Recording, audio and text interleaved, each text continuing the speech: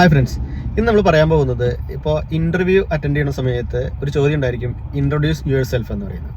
ഈ introduce your self എന്ന് പറയുന്ന ചോദ്യത്തിന് വളരെ ഭംഗിയായി നമ്മൾ ആൻസർ ചെയ്താൽ തന്നെ ഇൻ്റർവ്യൂയുടെ പകുതി ഭാഗം കഴിഞ്ഞു എന്ന് പറയാം.